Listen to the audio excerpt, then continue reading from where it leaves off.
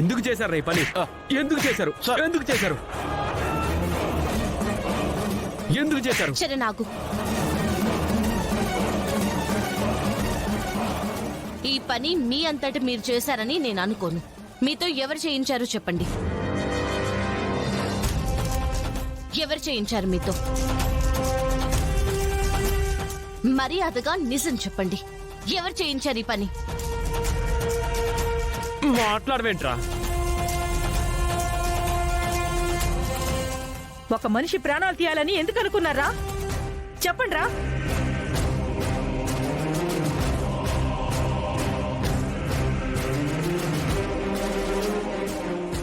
మా వెనకాల ఎవరు లేరండి.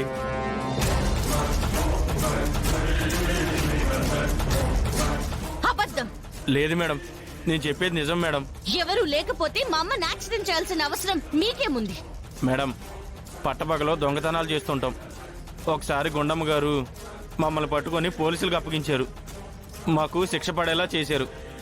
ఆ కోపంతోనే ఈ పని చేశాం. ఎప్పుడు ఆవిడ నిన్ను పట్టిస్తే ఇప్పుడు చంపాలని చూడడం ఏంటి?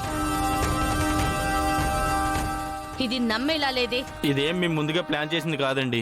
మేము రోడ్డు మీద వెళ్తుండగా ఆవిడ కనిపించింది. గతంలో ఆవిడ చేసింది గుర్తొచ్చి కోపంలో గుద్దేశాం మేడం. కాదు, నువ్వు అబద్ధం చెప్తున్నావు. నిజం చెప్తావా లేదా? చెప్పు. కొట్టద్దు మేడం. చెప్పు మేడం. అమ్మా ఆగమ్మా, ఆగమ్మా. స్టేషన్లో మేము ఎంతకన్నా గట్టి కొట్టాం. అక్కడ కూడా వీడు ఇదే మాట చెప్పాడు.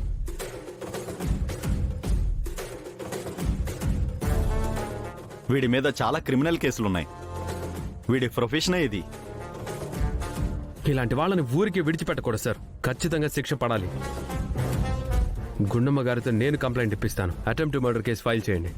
ఇప్పుడు ఆవిడ బానే ఉన్నారుగా?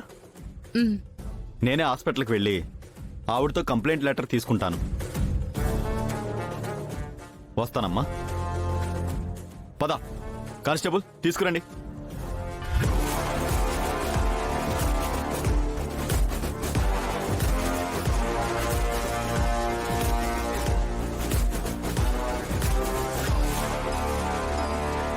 తప్పు చేశాడని పోలీసులకు పట్టిస్తే ప్రాణాలు తీయాలని చూశాడంట. అసలు ఇలాంటి మనుషులు భూమి మీద ఎందుకు పుడతారు?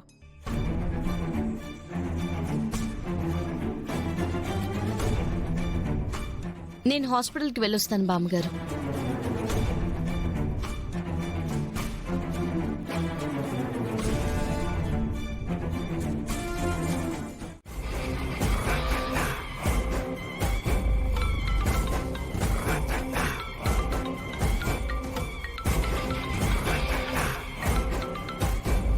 చెప్పు మమ్మీ. హాస్పిటల్లోనే ఉన్నానమ్మా. ఏంటి, ఆ గుండం ఏదో రికవరీ అయ్యింది అని చెప్పారు. అలాగే ఉందా? మళ్ళీ ఏమైనా తేడా వస్తే చాలు మమ్మీ, పల్లవి అక్కడ లాక్ అయిపోతుంది. ఈ కాంపిటీషన్స్ కి రాదు. ఆపవే, నీ పిచ్చి పిచ్చి ఊహలు ఊహించేసుకోకు. నువ్వనుకున్నదేది ఇక్కడ జరగట్లేదు. రివర్స్ లో జరుగుతుందంతా. ఏమైంది మమ్మీ? ఏమవ్వడమేంటి? ఆ గుండమ్మ ఎట్టి పరిస్థితుల్లో కాంపిటీషన్లో నువ్వు పార్టిసిపేట్ చెయ్యాలి, గెలవాలి అని చెప్పి పల్లవి దగ్గర ఒక మాట కూడా తీసుకుంది. ఇది నా కోరిక అంటూ బలంగా చెప్పింది. మరి ఆ పల్లవి ఏమంది? ఏమంటుంది? ఆ గుండమ్మని విడిచి వెళ్ళను అంటుంది. నాకు ఏ కాంపిటీషన్ ముఖ్యం కాదు అంటుంది. కాని గుండమ్మలా చెప్పేసరికి ఎంతైనా కన్న తల్లి కదా. ఆ పరిస్థితుల్లో ఉండి ఇది నా కోరిక తీర్చవే అంటే తీర్చకుండా ఎందుకుంటుంది? దానికి కూడా పల్లవి మాటిచ్చింది. ఈ కాంపిటీషన్లో పార్టిసిపేట్ చేస్తాను, గెలుస్తాను అని మాటిచ్చింది. ఛ! అసలు అది కాంపిటీషన్ కి రాకుండా ఉండడం కోసమే గుండమ్మకి యాక్సిడెంట్ చేయించింది. ఎంత చేసినా అది కాంపిటీషన్కి వస్తుంది అంటే మొత్తం చేసిందంతా వేస్ట్ అయిపోతుంది మమ్మీ. నువ్వేం టెన్షన్ పడకు బేబీ. ఆ గుండమ్మ మాట మాత్రమే తీసుకుంది. ఇది కాసేపట్లో పార్టిసిపేట్ చేస్తాను అని మాటిచ్చింది. వాళ్ళనుకుంటే అయిపోతుందా? మధ్యలో నేనున్నాను కదా. అంటే నేనొక ప్లాన్ చెప్తాను, అది మాత్రమే విను.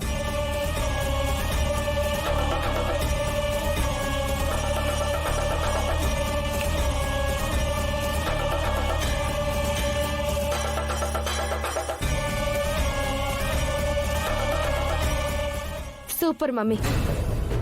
ఈ ప్లాన్ ని యాజ్ ఇట్ ఈస్ గా అమలు చేస్తే పల్లవి ఖచ్చితంగా లాక్ అవుతుంది. ఇప్పుడు ఈ విషయం ఆంటీకి చెప్తాను. ఉంటాను మమ్మీ, బాయ్.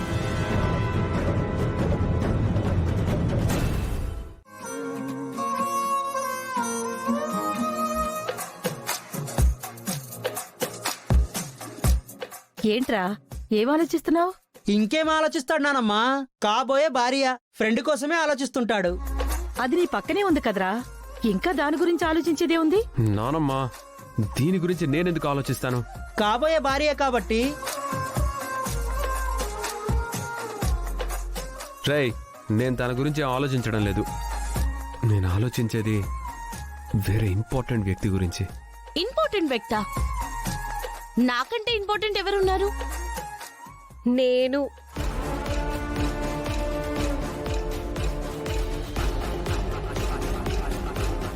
ఏయ్, ఏం మాట్లాడుతున్నావు? తెలుగులోనేగా మాట్లాడింది. చరణ్ గురించి నేను ఎప్పుడూ ఆలోచిస్తూ ఉంటాను, కాబట్టి చరణ్ నా గురించి ఆలోచిస్తాడు. ఇందులో వింతే ఉంది. వాడు నీ గురించి ఎందుకు ఆలోచిస్తాడే? ఎందుకు ఆలోచించకూడదు? ఎందుకంటే ఆల్రెడీ చరణ్ కి నాకు నిశ్చితార్థం కూడా అయిపోయింది. పెళ్ళవ్వలేదు కదా.